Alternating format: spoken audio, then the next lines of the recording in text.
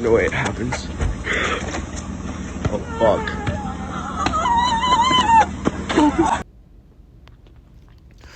Alright, shalom, shalom. As always, I want to start these videos by giving all glory, honor, and thanks to the Heavenly Father and His only begotten Son for this wisdom and knowledge. That is Yahweh, Bahasham, Yahweh Shai, Bahasham Harakah Quadash, as well as the salutations upon to the elders and apostles of GMS, Great Millstone, whom I've learned this truth under and have been helping younger brothers such as myself understand this 144% doctrine of the Bible, this being something to the sort of titled Esau or Edom's perpetual hatred. And this is a clip. Let's just read what she posted. This is a black homeless lady just sleeping. Disgusting. 2 a.m. on a Friday, and this took place in Spokane, Washington. So you have a homeless Judite, so-called black woman. She's homeless, minding her own business, you know, dealing with her own hell, just minding her own business in the cut, and there's these group of Edomite thug teenagers run up on her and hit her with kick and stomp her and hit her with some type of a stick, some type of plank, a 2x4. This is the perpetual hatred, and Esau is beginning to reveal his horns more and more. Okay, I got this off Reddit, and for just dozens of clips of this man being the devil that the Bible speaks of. And for those that don't know, Spokane, Washington, it's the largest city in eastern Washington. You have Seattle towards the west, and then towards the east you have Spokane, sitting right on the border of Idaho. And I just drove through there the other day. It's nice as fuck. So you got these Edomites living in a beautiful part of the country, and they hate Jake so much they go out of their way to stomp and gang up on a woman, no less. This is a group of teenagers to gang up on a woman who's homeless, defenseless, and minding her own business, and beat the brakes off her. This shows you these devils, and the scriptures speak that he that is dishonorable in wealth, how much more in poverty. Okay, so we can't wait. The scriptures also speak on the nation of Edom dealing treacherously with the children of Israel. We can't wait for the roles to reverse, and we can deal treacherously with you. So let's just get to it. And this is real quick side note. Even this place on the border across from Spokane, Washington, it's I'm probably gonna mispronounce it. It's in a French name. Coeur d'Alene is insanely pretty as well. It's this giant lake, and these Edomites got all these lake houses and views. These people got money over here, or they just strung out and they catching the curses pursuant to Deuteronomy 30 verse 7. But they got money over here, but want to go out of their way to beat up a homeless so-called black woman. This is what you get. Ezekiel 35 at the top. Moreover, the word of the Lord came unto me, saying, Son of man, set thy face against Mount Seir, and prophesy against it. Okay, verse 3. And say unto it, Thus said the Lord Yahweh, Behold, O Mount Seir, I am against thee, and I will stretch out mine hand against thee, and make thee most desolate. And let's pause real quick. Ooh, who's Mount Seir?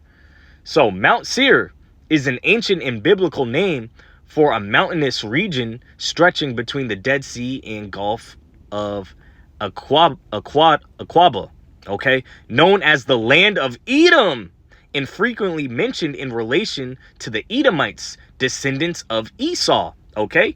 And then we got pictures, and this is Petra, ancient city in Mount Seir, okay, and it says the end of Edom. And if you notice, the common denominator with this style of architecture, it looks eerily familiar to the architecture of Greece, the architecture of ancient Rome, as well as the architecture of modern day Babylon the Great, the United States. Okay, them pillars right there. That shows you who Esau is. Back in Mount Seir, back in Greece, back in Rome, and this is strike 3 for him in the United States. Okay, you see the same style of architecture in all of the U.S. state buildings and government buildings. This is the Bible exposing who you devils are. Okay, you can't hide from that, even though you try. Let's run that back. Verse 3, and say unto it, Thus said the Lord Yahweh, Behold, O Mount Seir. I am against thee, and I will stretch out mine hand against thee, and I will make thee most desolate. I will lay thy cities waste, and thou shalt be desolate, and thou shalt know that I am the Lord, because thou hast had a perpetual hatred, perpetual meaning continual, perpetual hatred, and has shed the blood of the children of Israel, Israel being so-called Negroes, Hispanics, and Native Americans, in your hands in captivity to this day, pursuant to Baruch 3 verse 8, and has shed the blood of the children of Israel by force of the sword, modern day sword being these guns, in the time of their calamity, in the time that their iniquity had an end. Therefore, as I live, saith the Lord Yahweh, I will prepare thee unto blood, and blood shall pursue thee. Sit thou hast not hated blood, even blood shall pursue thee. Verse 7. Thus will I make Mount Seir most desolate, and cut off from it him that passeth out, and him that returneth. All right, and let's get another one on the judgment of you devils, you Edomites. Okay, Obadiah, and this is the book of Obadiah, is a whole book on your judgment, because you Edomites are going to be the only nation in the kingdom to come.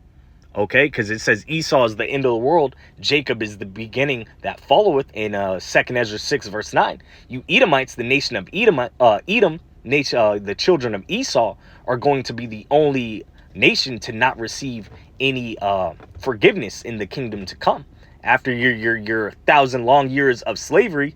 Okay, because he that leadeth into captivity shall go into captivity. After your 1,000 years of slavery, along with the rest of you heathen nations that played a part, you're gonna be the only nation to get completely done away with and torched up. Okay, so let's speak on another judgment of Esau.